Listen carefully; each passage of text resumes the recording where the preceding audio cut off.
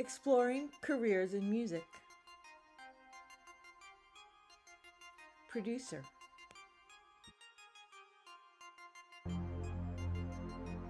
We're talking now with Joseph Nichols.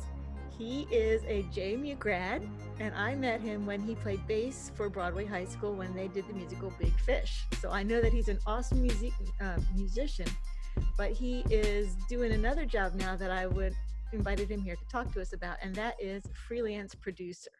So Joseph, could you just tell us a little bit about what even that means to be a freelance producer? Okay, cool. Well, first of all, thank you.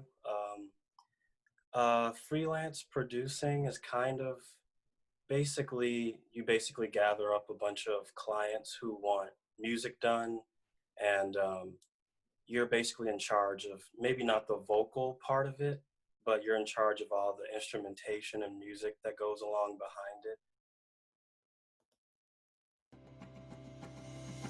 With Salesforce Customer 360, companies have the power to transform the consumer experience. Meet Lauren. Her journey to purchase the perfect running shoes. So my job as a freelance producer is kind of to figure out what your vision is as an artist, and then use piano, or I play bass, so do that type of stuff, and then find a way to put those things together and kind of arrange it. So it's like composition. Yeah, and then I just kind of do that for a company named Blue Sprocket, and they're local to Harrisonburg.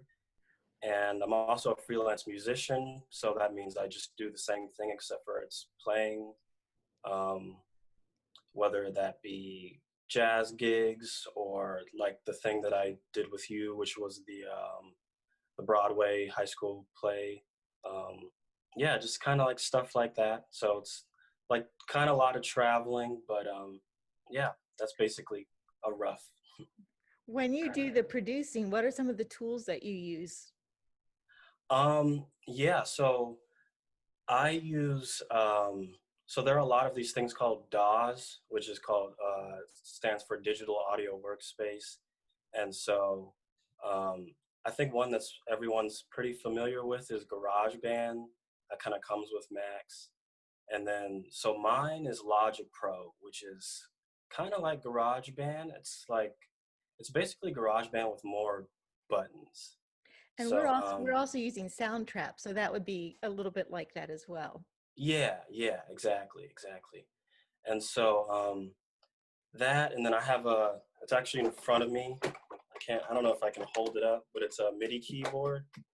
And so that's where it's fun to noodle around and see what chords you can come up with. And then I basically have, this is kind of the most important thing. You can hook up mics to it. You can hook up any type of uh, instrument that takes a 1/4 inch, and you can use that to actually record it, and it'll send it to Logic Pro and a bunch of cool stuff like that, and then some speakers. So yeah.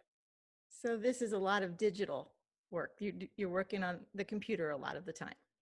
Yeah, it's a lot. There's a lot of like cool acoustic stuff, and like I have guitars and stuff and all that, but in order to get it recorded, yeah, I have a lot of like technology and stuff like that. So How did you get interested in doing this kind of work? I think I was probably not fifth grade, but I think probably sixth or seventh grade. My parents are both musicians, and so and then their parents were musicians. So there's just a lot of music. So I kind of was just like, well, I mean, I'll do it too. And thankfully, I like it on my own, which is good. But also, it's kind of like a legacy thing, I guess. So and then I would just listen to a lot of music, and I just fell in love with like melodies and stuff that was behind it. And I was just like, I'd love to just like make the music for someone. And yeah, I got like my mom actually got a keyboard that allowed you to layer sounds, so you would record one melody and then record something over that. And yeah, I was about seventh grade when I was like, oh, I can kind of like make beats with this. This is cool. Because I was already playing bass and drums back then. So yeah, that's kind of how I got started. Yeah. And now that you're doing it, what do you find especially interesting or rewarding about the job? Um, it's really it's really cool to see, like, a lot of it is communication. And so sometimes as a musician, it's hard to kind of, um, or as an artist, it's hard to relay to a musician what you want because some people might not know the terms or stuff like that.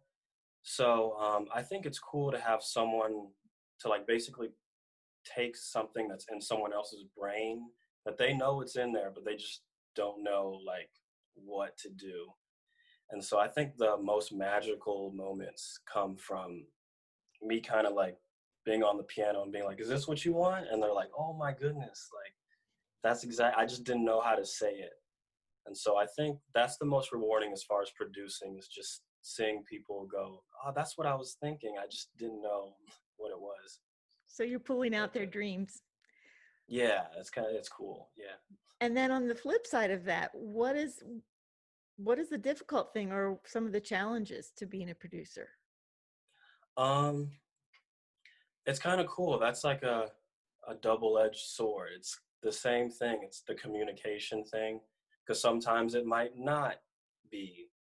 we might not be on the same wavelength. So it's like everyone kind of has like insecurities when it comes to like doing something that they love. So there's always that hump of, oh, this isn't good enough, or this is kind of strange. And then if it's something that you think it's good enough and then the artist doesn't like, then you're like, okay, back to the drawing board and kind of stuff like that. Mhm. But I think if you just keep going, then you can get from the bad side of that to the good side of the communication spectrum, I guess.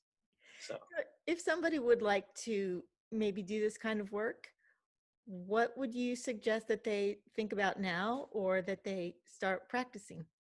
Or what are the um, important things? yeah, I actually, a big thing would be not even to start with the digital stuff.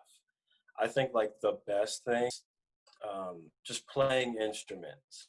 So like whatever you guys are doing in your fifth grade class, like keep doing that, because I feel like the musicianship is almost 70 to 80% of it.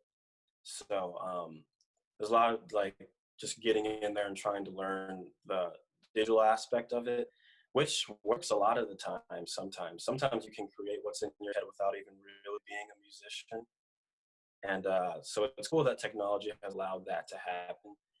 But like if you like guitar, just like play guitar, even if not making beats. Just like it'll come in handy. Like I promise. Thanks a lot for explaining your work to us. We really appreciate that you've taken the time, and good luck to you as you continue to build your career. Yeah, no problem. Thank you for inviting me, and thank you for teaching our youth. That's good.